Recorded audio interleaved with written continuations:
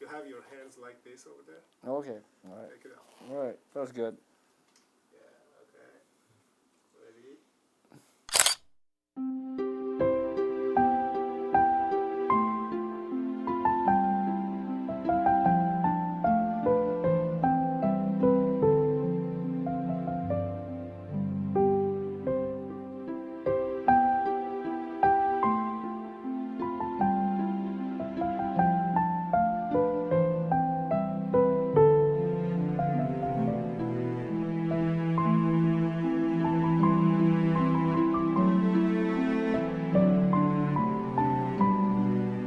Wow. I was born in Lenoir County, North Carolina,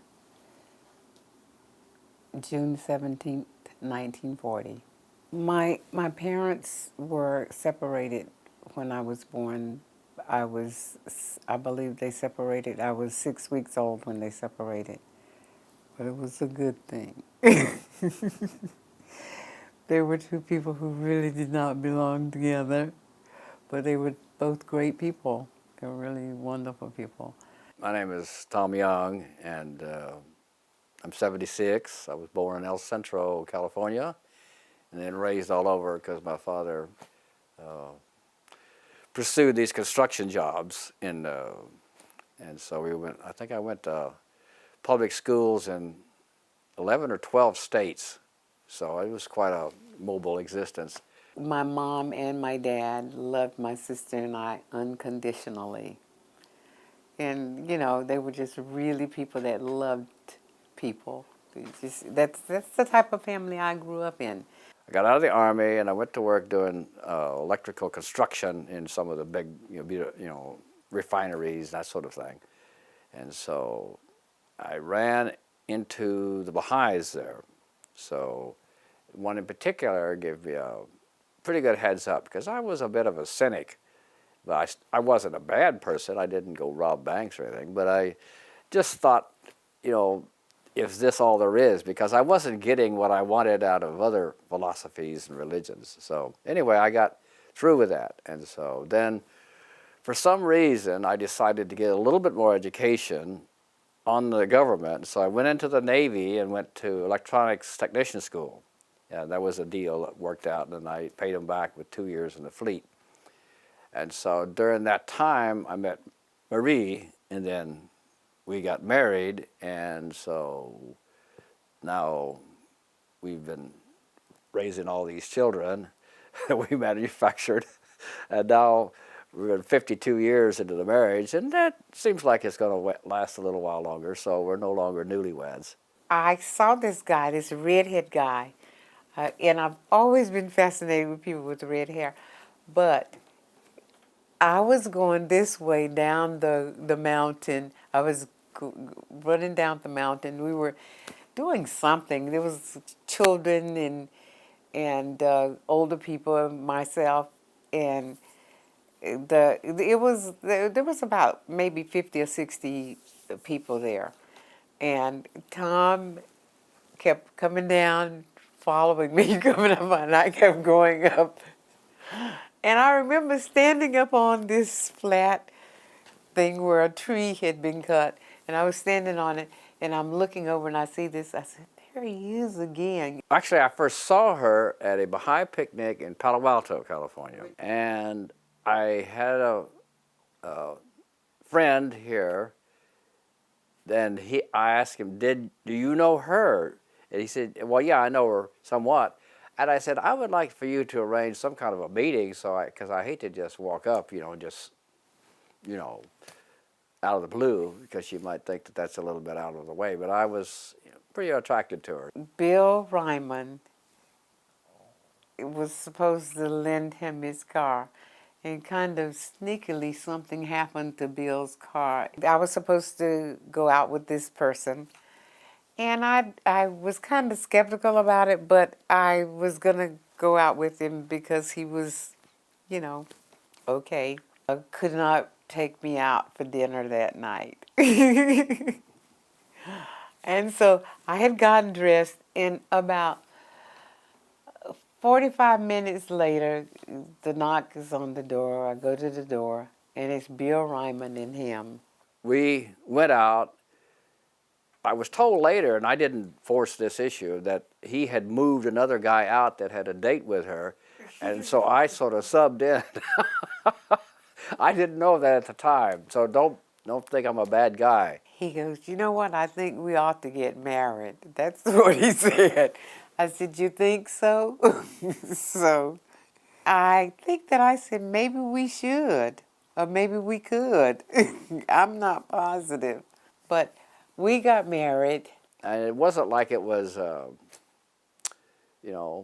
flowers and all that sort of stuff, but actually our means and my means in particular were pretty well limited at that time. We really didn't have much to go on, and as far as finances, I mean, Navy pay wasn't all that great, and so forth and so on. I felt that there might be some issue, right, particularly with my mother, and there was. I don't know why she had this thing, but anyway, I think it was more that she really wanted me to marry somebody of her selection, and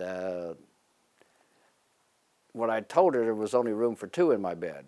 My dad was a little skeptical. My family really, they didn't care because I grew up in a family that was biracial. She called and talked to Marie for the first time after we'd been married over 25 years, and they worked things out, and she sort of semi-apologized and invited us out. So we did go out, and what happened is that after she met Maria, of course, you can't not love her. So she spent the last, I think, about 7 years of her life in sort of like a constant apology to Marie for her behavior. Everybody else in my family was okay, and her family seemed okay with me. If they had any issues, I didn't hear about them. I know that we love each other, and, well, Tom is a gentleman, and he also thinks that women took the short end of the stick. He knows that. He's very, very patient. Oh my God. He's a very patient person. Sometimes I get like over the top when I see his patience go a little far with people. You know what I mean? And he doesn't complain. He does not complain. I like him a lot. I hope he's not listening to this. There's always some kind of magic in the chemistry involved in why you're attracted to one another. And I understand that. I just don't know where I go from there, because as you work through getting to align yourself, and being a married person from being single for, 25, I guess, something like that. And anyway, we went from there, and I worked out pretty well from there because she could forgive me my faults, and she didn't have any, so there we go. We don't have specific chips on our shoulders. Like, there are people who have a lot of chips on their shoulders in all of the human beings that's on this earth. And my attitude is knock them off. You don't need to have those chips. My sensitivity does not come from racial sensitivities. It comes from ignorance. I don't really care whether somebody like me or love me. I know I care that God loves me, and I love myself. I think a lot of it is the way you deport yourself or comport yourself. That if you have a chip on your shoulder, you're going to have any number of people willing to knock it off. And we weren't flashy or something like that. It's just I wasn't out to show the world or make a statement. We were just getting married. I think the problems that we had actually were fairly minimal. I mean, there may have been a few, and I've sort of like in the midst of my memory, they seem almost insignificant. There's a lot of things that I like about people's culture because, my God, we need all of that on this earth. Because there's always going to be differences in people, but the unity is the part that I would love to see really gel. The oneness of mankind is the basic teaching of the Baha'i Faith, so we have no problem with that part of it. And so what happened is that we were fortunate to have lovely children, so I suppose even if they weren't, I mean, we'd still love them, but the point about it is that that's a mystery to me, how it all comes about. So, you know, you roll those chromosomes and who knows. We have excellent relationships with our children, and I really feel blessed so much about it because I see so many parents that are on the outs with their children, and I think, It's not good. Because families, I think in order for this earth to get united, I was used to seeing this unity before I met Tom. So it was not anything that was different to me. but I knew enough about biology to know that we're all one species. If you're interbreedable to produce, you know, young, right, then you're the same species. And so I looked at it from a physical standpoint first. I said, what is this issue about the difference in skin coloration and all that? The behavior is all taught, you know, from childhood, but the only thing that comes out of the womb is complexion. I'll praise her for her patience and her fortitude and her ability. She did a marvelous job, you know, because most of the time when I was working, she had to do most of the raising of the children. You know, even when I was away. I just like him a lot. I love him, but I like him too. And that, see, people misunderstand that. They say, I love him, but do you like him? Because there are people that maybe they're in love, but I think there's something that you can say you can't like about them because of thus and such. But I like him because he's a really nice person. And he treats people good. He's a good person. I don't think that he thinks he's that good, but he is. All of our children have good in here. The way they look on the outside doesn't make any difference if it's not okay in here. And that's the way he is. And I love that about him. Her patience and her energy and her beauty all combined to make it, you know, really worthwhile. She's a catch, and I feel lucky. Well, we have disagreements, but it was mostly just different perspective. We don't like to argue. Like, I don't like biting. We have friends and people we know, even relatives, that it seems like they're all the time, you know, speaking to each other in you know, loud tones, and they're very.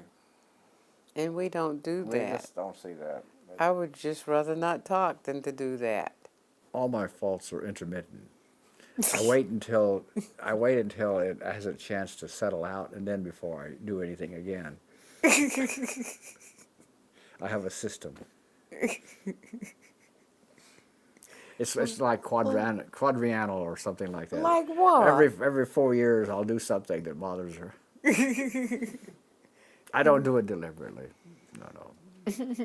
One of the things that's interesting is that when we do travel, if it's a place that I just can't seem to get the hang of the directions, sometimes what happens is that I have a very poor sense of location, and I'm pretty good once I know for sure where I'm going. But if I have to ad lib, I'm in terrible. I'm always going to go the wrong way.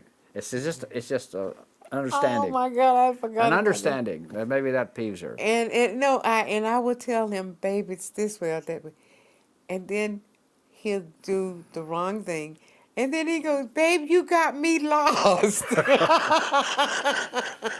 When we go on trips together, like when we drive on trips, we always talk to each other. In a few trips, we've taken Keturah, our younger daughter, with us, and she would lie down in the back, and then she'd get, Mom, you and Dad still talk to each other. That is so wonderful.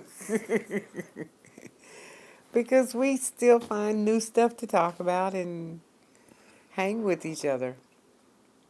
And if we don't want to hang with each other, he goes, works his Sudoku or his crossword puzzle or read a book.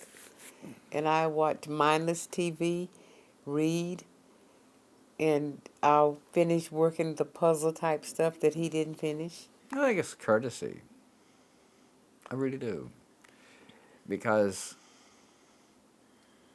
it will enable you to get over a lot of other issues, work through them and all that sort of stuff. But if you're not courteous, if you're always antagonistic, then, or even antagonistic a lot of the times, it just eats away, erodes all kinds of other things that are good and precious. I like love. I, I've never, ever hated anyone.